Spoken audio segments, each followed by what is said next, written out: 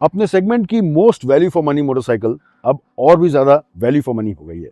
We are talking about the Bajaj Pulsar NS 400Z, जो मेरे हिसाब से ऑफकोर्स एक बहुत अच्छी वैल्यू फॉर मनी थी एंड अब प्राइस रिवीजन के बाद ये और भी बेटर हो गई है। लेकिन प्राइस रिवीजन क्यों हुआ है इसके बारे में इस वीडियो में बात करेंगे।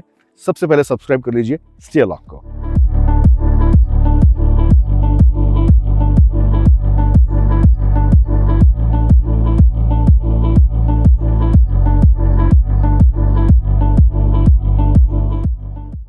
तो पल्सर NS 400Z अब हो गई है 350 सीसी की। तो पहले भी ये 400 सीसी की नहीं थी, पहले 373 सीसी की थी, अब ये 350 सीसी की हो गई है। और क्यों हुई है?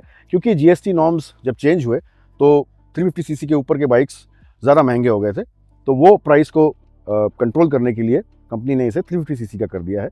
और उससे ये हुआ है कि प्राइस तो बढ़ी नहीं है, इनफैक्ट प्राइस कम हो गई है। पहले इसकी प्राइस थी अबाउट 193 एक्स शोरूम, यानी 1,93,000 एक्स शोरूम, अब ये हो गई है 1,82,000 एक्स शोरूम।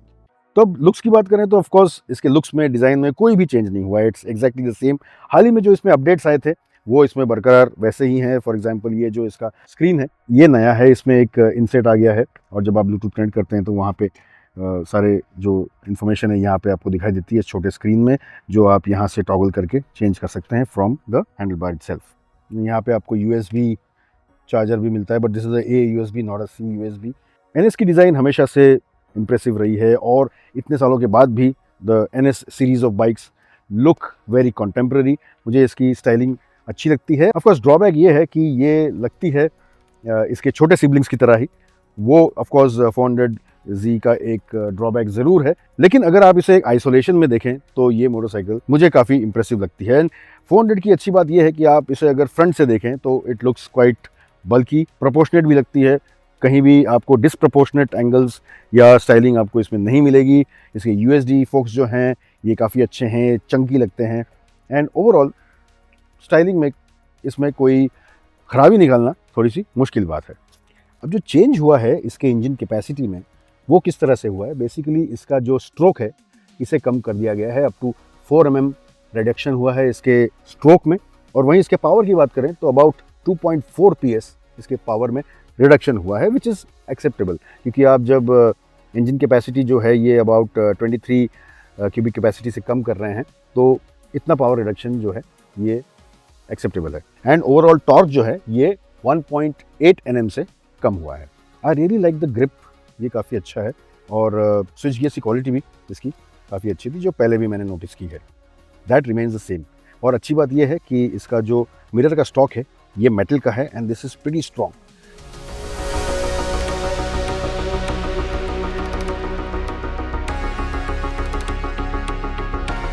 इसके इंजन का जो कैरेक्टर है इसमें ज़्यादा कुछ चेंज नहीं हुआ है। पहले भी इसका जो टॉप एंड था ये बहुत स्ट्रॉन्ग था, अभी ये स्ट्रॉन्ग है। Top and performance is very good. जो फ़र्क पड़ा है वो इसके मिड रेंज परफॉर्मेंस में हल्का सा पड़ा है। मिड रेंज में जो पहले ये स्ट्रांगली पुल करती थी वो आपको लगेगा, महसूस होगा कि वो थोड़ा सा कम हुआ है।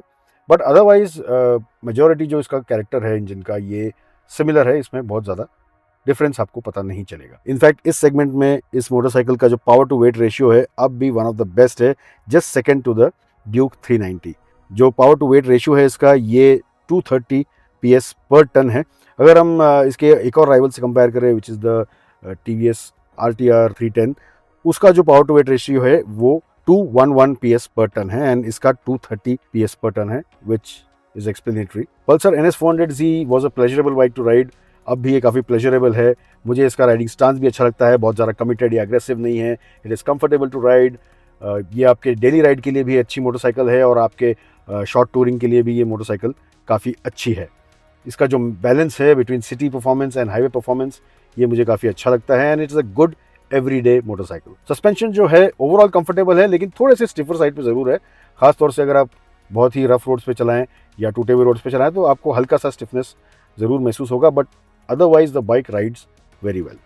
तो ये था in short the update of the Pulsar NS 400Z. It still remains one of the most value for money motorcycles in its segment. क्या आप इसे खरीदना चाहेंगे? Do comment and let us know.